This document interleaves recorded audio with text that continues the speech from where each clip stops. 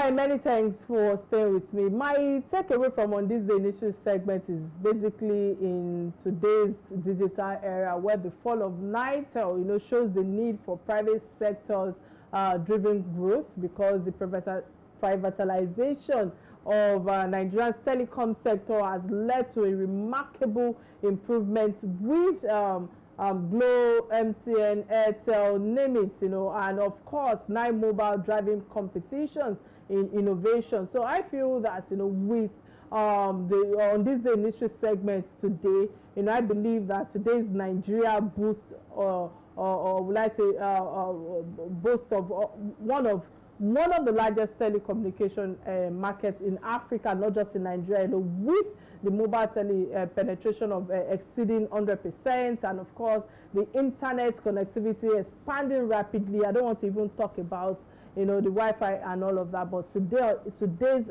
on this the initial segment reminds us of that. I think it's important for us to get a message from my sponsors, those who have put me on this platform. When I return, we'll dive straight to the topic at hand. Stay with me. I'll be right back.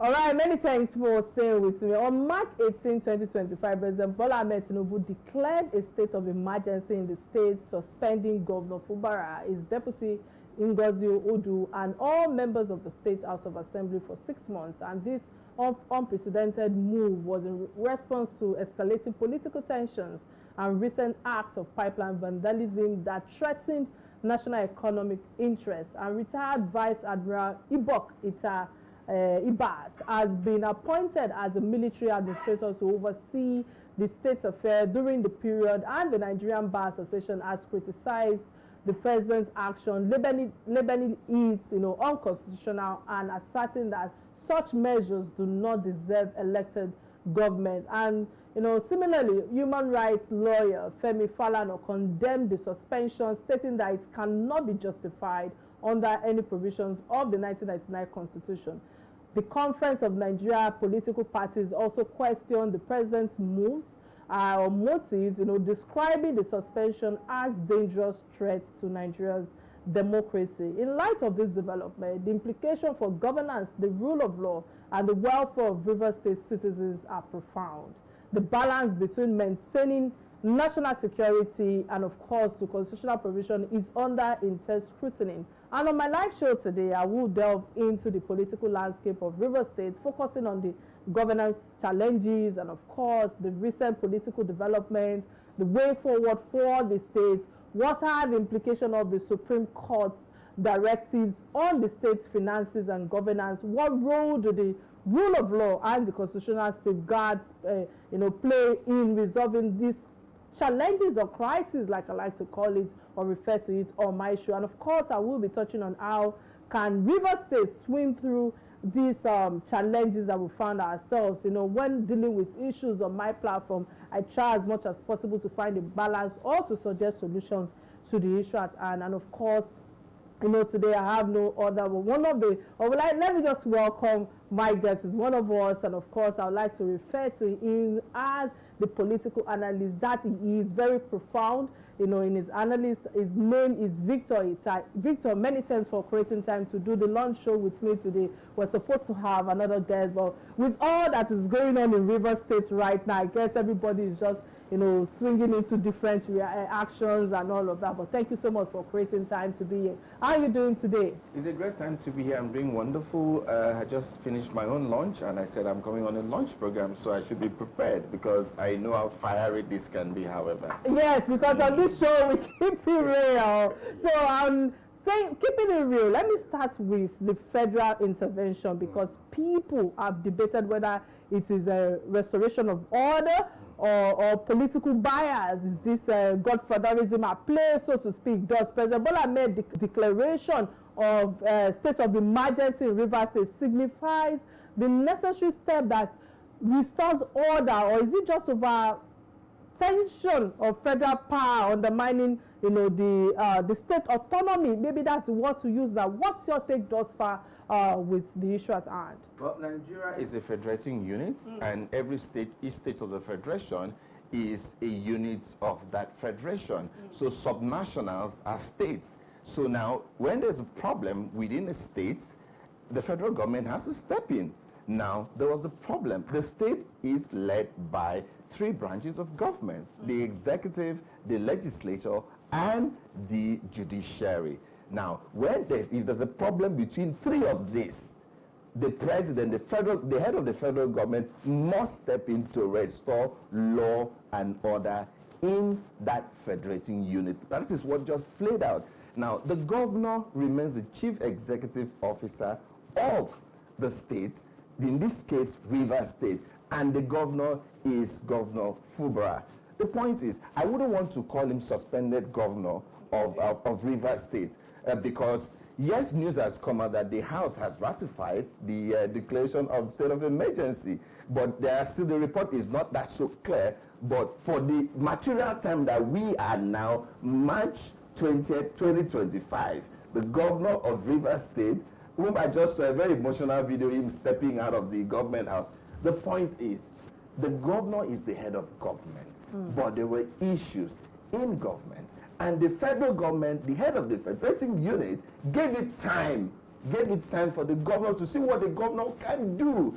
There was no political solution. The Supreme Court came up with a judicial solution and then asked the governor implement these solutions, and they were given time, and the time frame elapses, and the president steps in to restore law and order, which is what the Constitution in Section 305 said.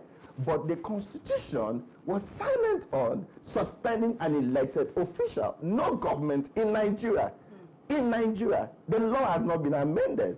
Nobody can suspend an elected official, be it a chairman of council who has a valid time in office, an elected governor, member of the state assembly. No one in this Nigeria, by the Nigerian law, can suspend, use the word suspend, sack. There are only three ways you can remove elected officials in office.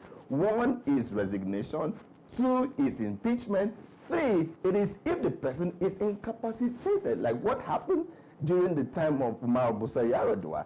Then the doctrine of necessity came into effect. So where we stand in this material time is that the federal government has taken over the administration of Rivers State. Many thanks for that submission right there. But listening to you, I cannot help but to bring this to fore, because safeguarding democracy is key to as not undermining it. So by suspending Governor Fubara and his deputy, who are democratically, like you also said, elected, suspending him for 6 months, is the federal government protecting democratic principles, or is it setting a dangerous precedent for dismissing elected officials? Also, do you accept that this is the right intervention to when it comes to the tussle that is ongoing on the ground? And the reason why I'm asking this question is that let's bring it to fore. Let's bring it back to Lagos. In Lagos State, many analysts, have said that Senator Mudashiru Obasa received federal backing and power to revoke his impeachment. Does appointing retired Vice Admiral Ubak Ete Ibas as the administrator of Rivers State, ensuring stability? Or will I say that why is Governor Fubara not receiving the same federal support like the case of Lagos State right now? Because there have been so many debates and analysis on ground regarding this. Well, the cases are not the same. They are not the same. The But when you compare it, especially if I'm going to use another example from what transpired in Lagos 2020 during NSAS, where there were so many, the lives and properties were destroyed. Let's keep it real on this platform. And still, there was no state of emergency, so to speak. How do we move forward so that people do not think that there's a bias that is ongoing at the moment? Before a state of emergency is declared, the head of government, being the president of the federation, must be convinced that lives and properties of Nigerians or a given state, let's say take Lagos State, is at risk, that if anything happens, maybe a certain number of persons would die. Natural disaster and all of that, those are the things that necessitate state of emergency. But the cases in Lagos and Rivers are two different cases. You know why? Because in Lagos, yes, it was an issue between the House of Assembly, two speakers claiming to be speakers. But in Rivers State, you have two speakers claiming to be speakers. You have a governor leading bulldozers to go bring down an arm of government. Remember that this matter has been on for 18 months.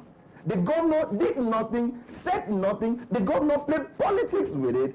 We were looking for solution. Listen, no matter what anybody says, the governor in this time, because the president intervened. The president cannot come into the administration of any state. It's only when there's an issue. In this case of Rivers, there was an issue. The governor was elected. The governor came in. We hear, as journalists, that 3 weeks into the governor's inauguration, there was an issue between the governor and the members of the House of Assembly. The governor feared that he was going to be impeached without any proof, without any iota of facts to prove that he was going to be impeached. The governor, for fear of the unknown, people went and pulled down the state assembly. We saw bulldozers. Those pictures are everywhere. We saw videos.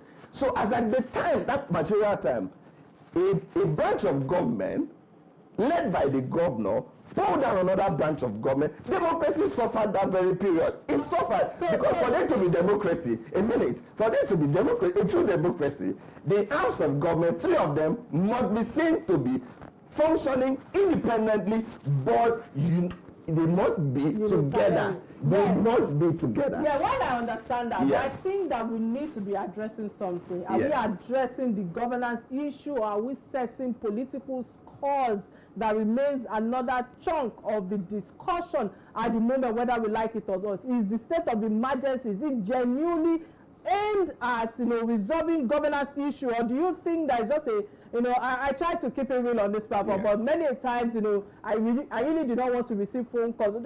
It's just a political scores, particularly between Governor Fubara and his predecessor Wike. There's no how that we want to do this analysis that will not be bringing Wike to fall, because considering even Nigerians' history with emergency rule, Victor, is this intervention in Rivers State a learned response to past mistakes, or are we repeating the same errors that some of the past governors or presidents rather have actually that have occurred? I don't want to, when you think about all of that, you think about Obasanjo, because the crises are too many. Does this intervention, set a precedent that strengthens, or will I say strengthens national unity? Because when you are wrapping up your initial analysis or submission, what I could take away from that conversation was unity. How do we restore that national unity? Does it deepen division or mistrust between federal and state governance?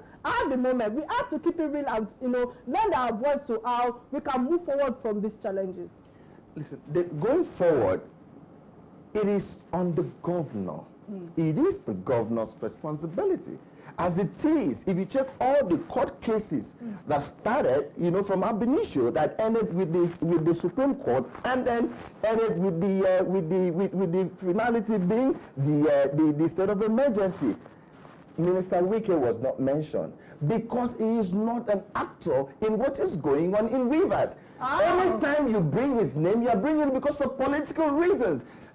Minister Wike is busy in Abuja. The governor is the governor, and the speaker is the speaker, and the members are the members. The governor had ample time. If you play very well, listen to the president's declaration of emergency in the state speech, you will hear that the governor had time. The governor did not ask.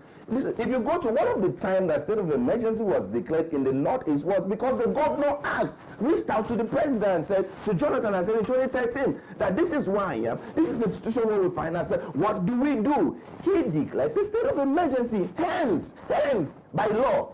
The president then left the governor as governor, and then the state of emergency was declared. Military, the federal government took over management of security. Yes, at that local government. The point here is, but now, these are two brothers fighting. Governor Wike, former Governor Wike, now Minister Wike, and as well, you have the very powerful governor. River State is a darling state, because whatsoever happens there, dovetail to my own state in Cross River. So we are very concerned. I'm interested party in this issue. The point here is that the governor had the time to settle this issue, but he did not.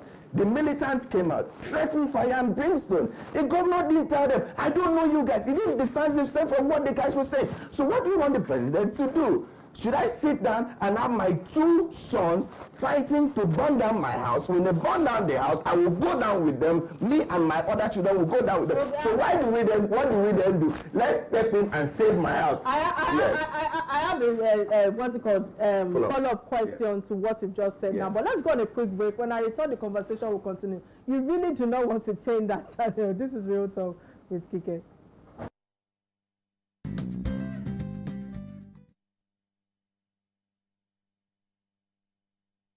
All right, many thanks for staying with me. I would like to say glad to know you're still right there with us. In case you just joined the show, today's conversation is about the political crisis in Rivers State, a situation that has captured national attention. Rivers State, one of Nigeria's most politically significant regions, has long been a focal point of national discourse due to its strategic economic importance, because of the national assets in the region, and of course its dynamic political landscape. The suspension of the governor for 6 months by the president, and of course the appointment of an interim administrator further opened the gates for debates and of course criticism. And if you are just tuning in, of course my guest is a political analyst, Victor Ita, who have been sharing a lot of perspective on the issue at hand. I must say many thanks Victor, for all that you've shared thus far. But before I come back to you on your last submission, let me quickly use this opportunity to open the phone lines. Remember, you can be part of this conversation by calling the studio number 0706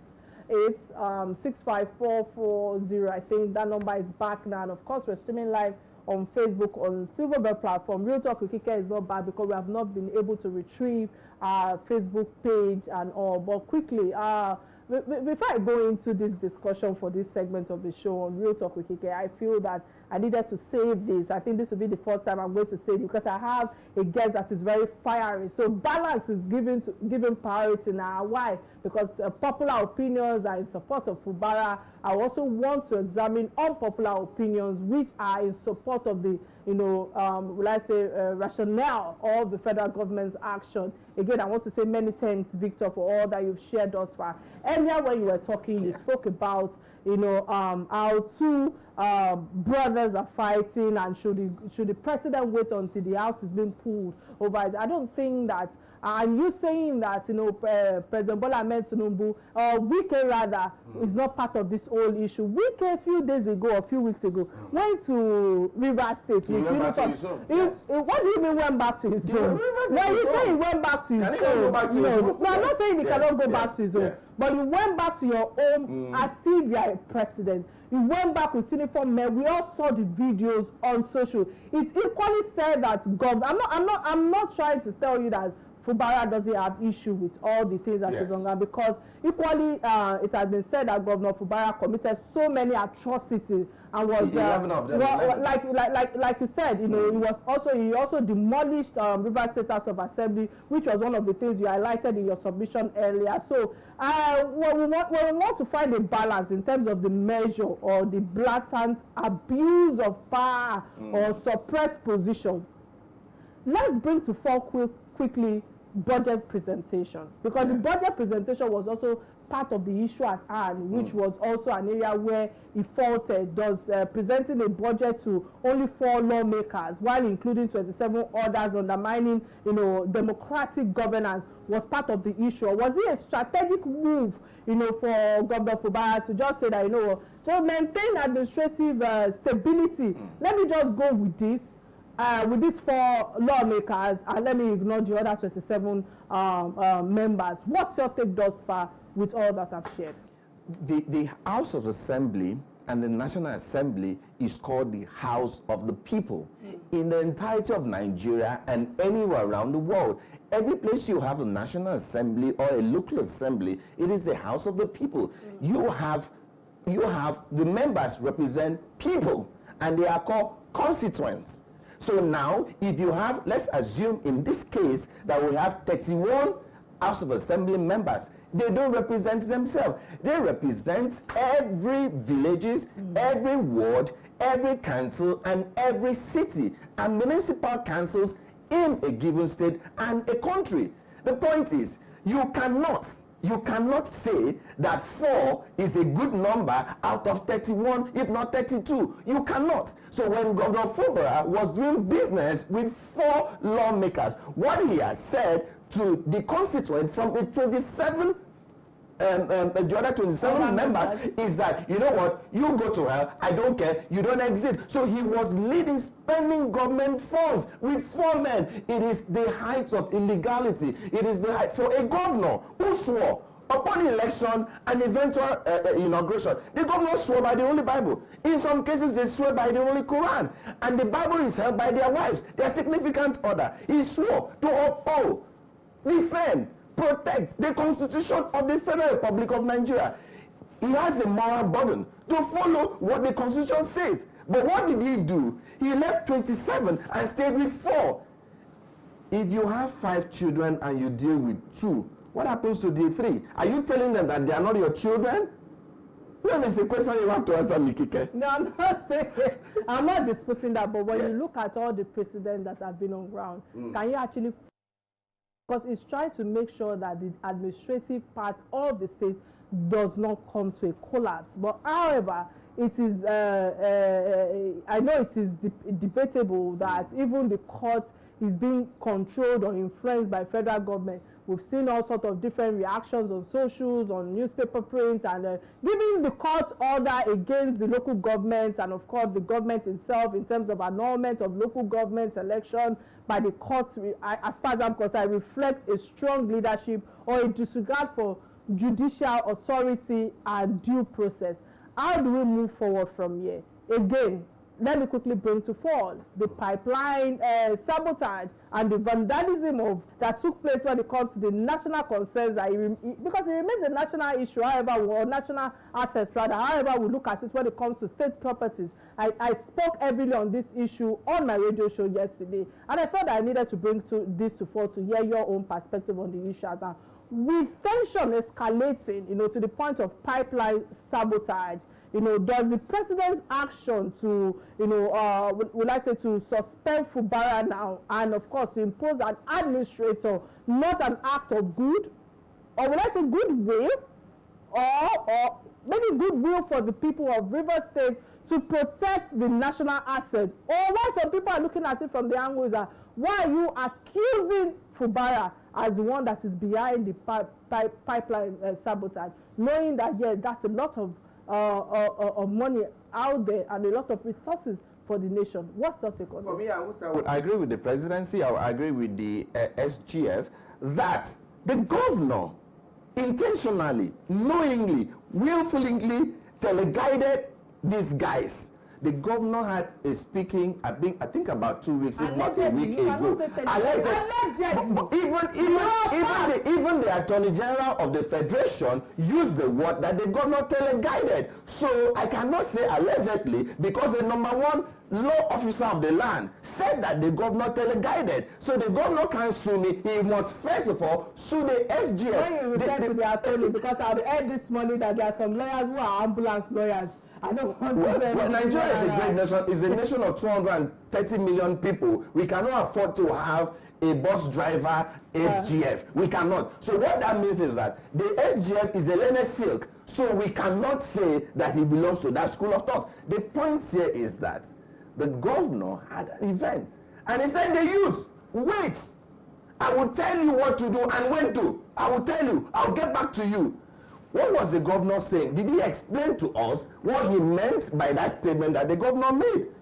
See, the governor of Rivers State, Sim Fubara, should be grateful to the president for the suspension. You know why? Let me explain. He would have been truly impeached. Because he would have, if he's impeached, he goes forever. If it is impeached, he goes forever. He remains the first governor in that southern extraction to be impeached under 2 years in office. The governor owes gratitude to this president for doing what? For doing what? For saving him the embarrassment. Suspension is not removal. Yes, you will tell me that my sister Betaidu was suspended and she went forever. But this one, the law says that the house, after 6 months, this governor, if there is peace and order, returns to the land, this governor will come back, because he still remains the only elected governor in Rivers State. With all that you've shared thus far, I think that listening to you, I cannot all but bring public perception.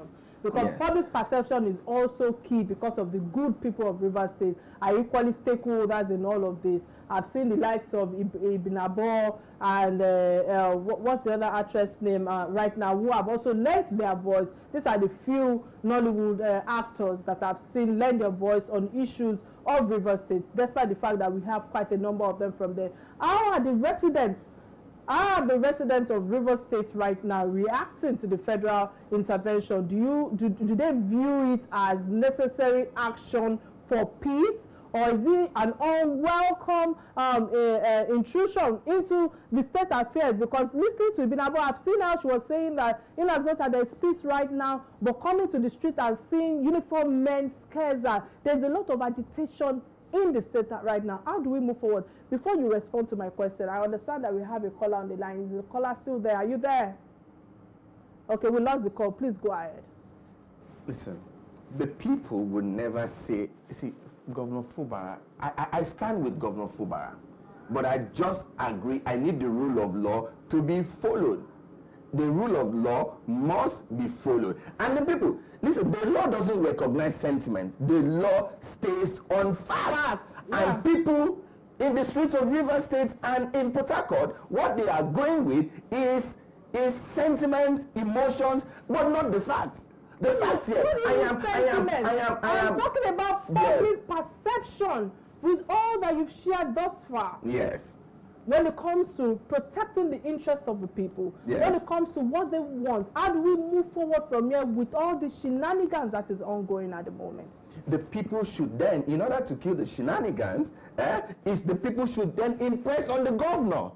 This 6-month period of grace is for the governor. Just imagine, Kiki, please, let's just paint this picture. Imagine if the president had gone to make a speech and suspend just the governor and not the state assembly members. Imagine what would have happened in Nigeria. This issue has gone beyond the River State, is now a national issue. The point here is the people must support the sole administrator. This is a very experienced man. This man has spent all his life serving this nation. Era? People are asking again that under this administration, so many ills have happened, and it seems as if it's coming across as a dictatorship. Do you think, or do you perceive as part of the public perception now that is beginning to look as if we are shifting towards anarchy? No, we are not. We are miles, millions and millions of miles away from anarchy. If you go to the street of Port Harcourt, people are still drinking beer. People are still eating nkwobi and enjoying themselves. Forget what you see here and there. The point here is that rivers must not explode, because it's very critical to the economy of this nation. Absolutely. Hence, the president had to take the step. If the governor, we must move forward as a nation. We must move forward as a state. In order for us to do so, people must stay true to their character. If you ask out of the 27 House members from the other side, ask who is a detector between President Tinubu, Minister Wike, and Governor Fubara, they will tell you that the detector is Governor Fubara. They will tell you. And there are also people in Rivers State, they will also tell you that the detector is Governor Fubara. Listen, it would be unfair for me to come here and do not touch Minister Wike. Minister Wike said something last week that I would condemn. You cannot use the word, you cannot attack the Ijaw people. It is a bad move. It was a bad political move, badly thought. This is how the genocide that happened in Rwanda happened in the 90s, because people were making rhetorics like what Minister Wike made. These two men must come together. There's 6 months. Wike has to avoid media, stop talking, going to TV, calling media people and start just saying things and all of that. It is time for us to move forward. What do we do? Listen, everybody's saying that there's a political connotation to what is going on, but the point here is that this country already, we are going through a lot economically.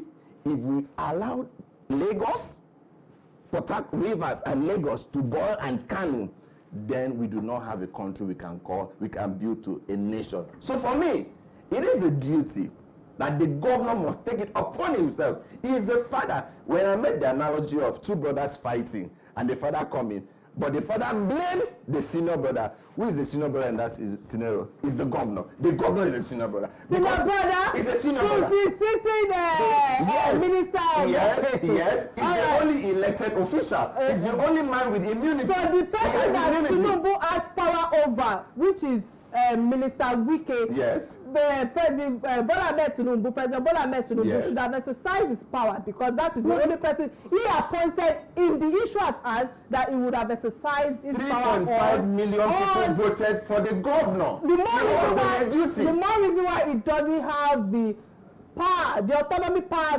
to actually take the action that is taken today. But you know what? We are running out of time. There's the last segment of the show that I really need you to lend your voice in. But I want to say many thanks for all that you've shared thus far. For doing this with me on my lunch show, and of course for lending your voice to the people of Rivers State, which I know that you have a personal connection with, that is also from far away from your home. But quickly, I'm moving to the last segment of the show that we call Trending Stories. These are stories that bind us as Nigerians, as Africans. And the first trending story that caught my attention, this is where I have an opinion as a host. The first trending story that caught my attention is that of the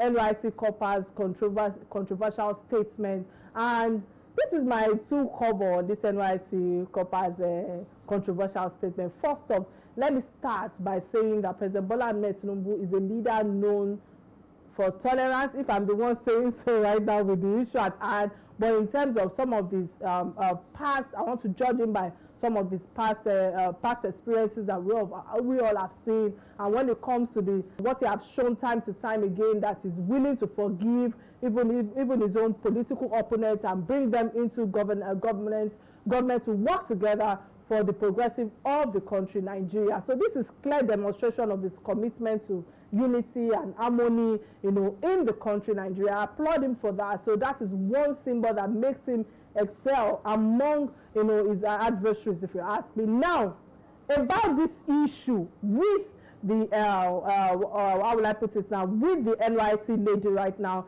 I just felt that with all that she has done thus far as a member of NYSC, yes, we have freedom of speech in Nigeria. It is a fundamental human right that we all cherish. But the freedom of speech doesn't mean freedom to insult, doesn't mean freedom to defame or cause unnecessary trouble.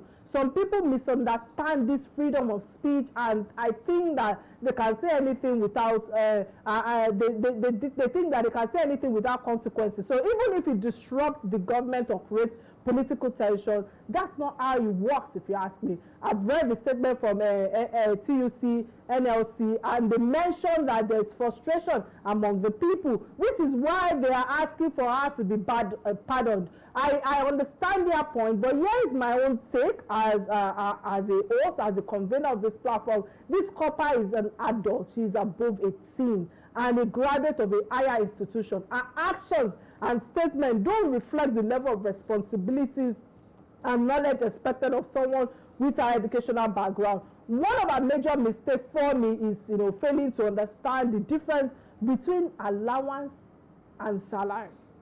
The federal government pays NYSC members an allowance, not a salary.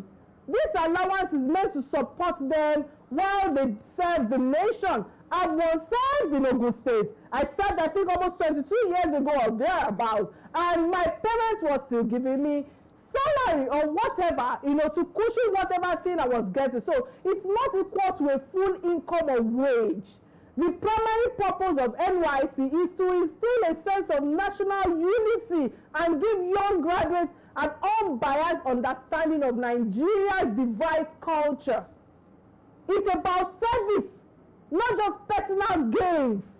But beyond this, there is a more serious issue at hand. And according to the reports, our remarks went beyond more about criticism. They were outright disrespect, if you ask me, to the country, and its leadership. If I'm to tailor it further, because she allegedly made statements like Nigeria is a zoo and Tinubu is not my president. They are not just care. They don't care about us. They are careless.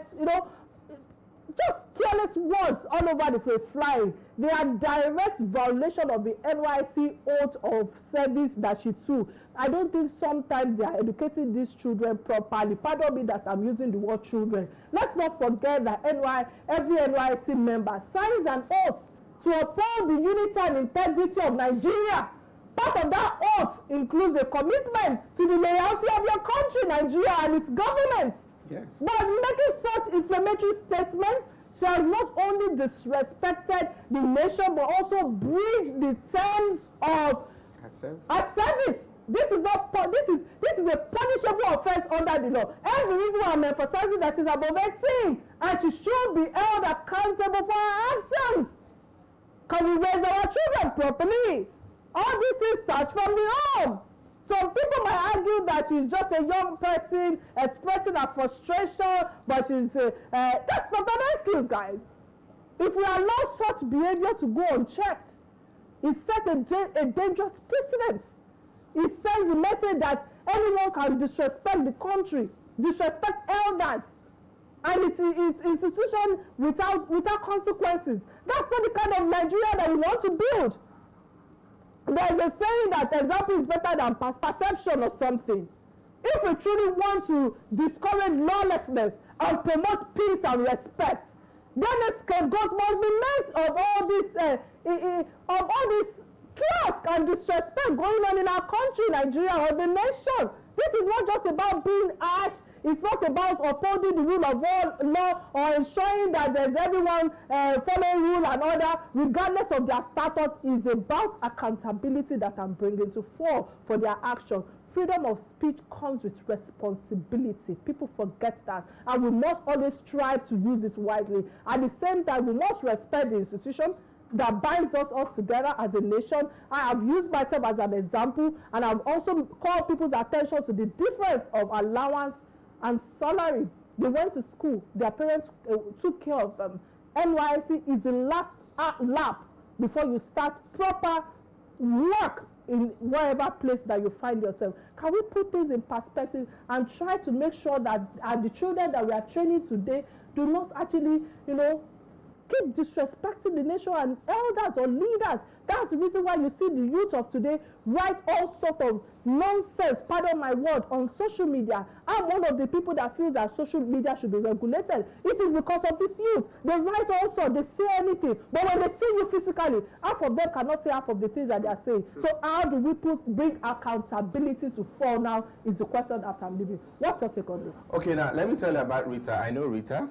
Rita is from Obudu. Obudu is a local government in Cross River State. If you must have heard of the Obudu cargo airport that former governor of Cross River State was constructing, her late father owned a parcel of land, a plantation. So when the governor was, the plantation was on the right of way to the airport, so the governor cleared that part of so the father came in. The father was a retired immigration officer. So the father came in, tried to stop the government from taking over his plantation and his land. Now, whilst that was on, the father passed on. The father died while struggling to stop the government. So she came in bittered. Rita was already bittered with that the nation failed her and failed her father. So when her father passed on, her mother took responsibility, sending her to school. So she's coming from a place of a motive that the nation failed her family, and now up to this moment, our father's pension gratuity has not been paid. So there's a resentment. Already. So, and those of us from that Cross River extraction, if you know a Calabar person, we are not known to be vocal. We respect elders, of course. And so when I saw Rita did that, and I was like, okay, this is not us. This doesn't represent us well. We are the minority of the minorities. So we shouldn't be going with this narrative. But the point is, if she has said that the administration is terrible, then good. But when you say, President Bola Ahmed Tinubu, you are a terrible president, what you have said is that you have insulted I think 8.5 million people, if not 6.5 million people that voted for him. You have brought down the nation. Yes, the message you were passing is okay. We go to the same market. Yes. We go to the same market. We go to the same pub. We go everywhere. But the manner of communication now was an issue. Was the problem. So for me, I condemn such, but we must have, when you beat the child with the left hand, you use the right hand to bring the child back. All right, I think I like that last statement from your submission. Again, many thanks for that. Let me take on the second trending before they start running commentary in my ears that we need to wrap up. The second trending story that caught my attention is that of the video of little pupils in school calling their future choice of profession. This video is both funny and disturbing at the same time. This is pure example of garbage in, garbage out, if you ask me. They only, produce what our society is made up of. Seeing these little children struggle with pronouncing their future ambitions, and some saying they want to become Ode. I don't know if you know the meaning of Ode in Yoruba. That is a gatesman, or is that what they call Ode? Hunter, thank you, hunters, or they want to become a police station instead of saying I want to become a police officer. In this modern age, it's a clear sign that something is wrong with us. It may seem like a joke, but in reality, it's a reflection of a deeper issue in our educational system, in parenting, and the environment in which these children are raised. We are seeing clear sign of what tomorrow will be right in front of us. We have failed to even do something about it. I've seen a lot of comments on socials that makes me ponder. We will suffer it in our old age, if you ask me. And by then, there will be nothing that we can do because they would have taken over leadership. It is our failure collectively, if you ask me. Because when I saw that video, I wondered, how am I even surprised? University graduates these days are worse, can't even speak correctly or make coherence with their communication. Some of them boast to be Yahoo boys, the girls who are what I'm ashamed to put out there because I don't like the word.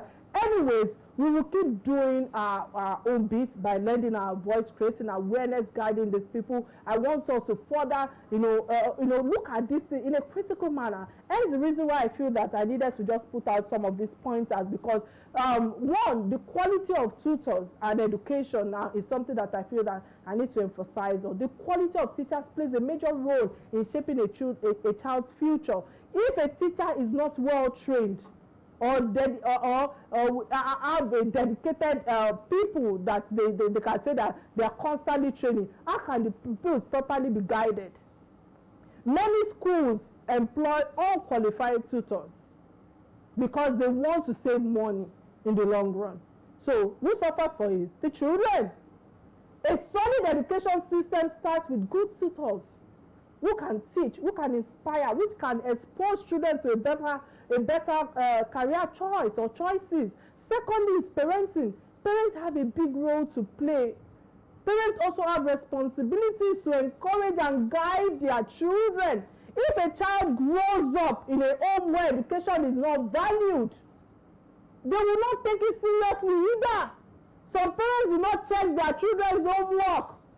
They do not encourage them to dream big. And they even discourage them from aspiring for more. Parents need to be more involved in the children's education. Let's correct these mistakes quickly. Let's expose them to a better opportunity out there. Please, parents, can you prioritize what is necessary for your children? In as much as I understand that we are working to pay bills. Thirdly is poverty mentality. Poverty and our environment influence the children at large. The truth is, children are greatly influenced by the environment. If a child grows up in a community where they are mostly mechanics, hunter, like I said, or traders, that is what they will believe is possible for them. You are laughing. One of my floor managers is laughing. But is it true? We must exposure is key. If they never see doctors, they've not seen engineers, they've not seen journalists like me, they've not seen pilots, they've not seen journalists like you, they've not seen, entrepreneurs. They may not even know such professions exist. This is why schools and communities must do more to expose children to a wide range of careers and possibilities. I'm already having a headache. The first one for me that I think I need to put out there because this headache has started is a child's mindset is shaped early. A child's mindset is developed from a young age. If children are not taught to believe in themselves or to aspire for greater things, they will settle for less. We need to encourage them to dream big. Teach them that they can achieve anything with hard work and dedication. And ensure that they have that right support to reach their goals. This is not just the job of parents and tutors. The governments and communities also have a role to play. Schools need to do proper funding, train their tutors and career guidance programs to help children understand the potential community and initiative mentorship programs. And scholarship can go a long way in shaping the future of these children. This is a serious issue at hand that should not be ignored. If we want a better future, we must invest in the education and development of our children today. Laughter will not solve this problem. Only action we do. We are talking about acceleration of action in this month of Women's Month. But really, it must happen. Quickly, let's watch this video for 1 minute before I continue. Weather, you won't come? Soldier. Ìwọ ńkọ́? Ọdẹ. Ọdẹ. Ìwọ ńkọ́? Nurse. Nurse. Ìwọ ńkọ́? Teacher. Teacher. Teacher. Ìwọ ńkọ́? Officer. Officer. Ìwọ ńkọ́? Teacher. Ìwọ ńkọ́? Police station. Police station. Police ló fẹ́ dì báyẹn. Ìwọ ńkọ́? Boy Scout. Boy Scout. Ìwọ ńkọ́? Mechanic. Mechanic. Ìwọ ńkọ́? Nurse. Nurse. Ìwọ ńkọ́? Police station. Police ní kẹsí police station. Ìwọ ńkọ́? Soldier. Ìwọ ńkọ́? Àmọ̀tẹ́kùn. Ìwọ ńkọ́? Police. Police. Ìwọ ńkọ́? Àmọ̀tẹ́kùn. Ìwọ ńkọ́? Soldier. Ìwọ ńkọ́? Tailor. Tailor ló fẹ́ mọ̀ ṣe. Ìwọ ńkọ́? Police ló lè ṣiṣẹ́ tailor. Ìwọ ńkọ́? Charge. Imagine, unfortunately, I wish you can hear the boy that said, "Oh, there, I want to be a hunter." Quickly, what's your take on this in 1 minute? You know, this is the month where we're celebrating women. It's a women's month. My point is, we need to educate women, wives. Wives is very critical. For us to educate our children, we need to educate the wives. It's very key because they are the ones who will take care of the homework when they come back home. Unfortunately, I wish response to that. Indeed, we had an awesome show because my researchful guest, Victor Ita, many thanks for creating time to do this with me. I just wish you the very best as you continue to lend your voice on issues that affect us all. Till I come your way next week, remember to protect yourself, put a smile on somebody's face, and bye now. My name is Miss Kikelomo Atanda-Owo.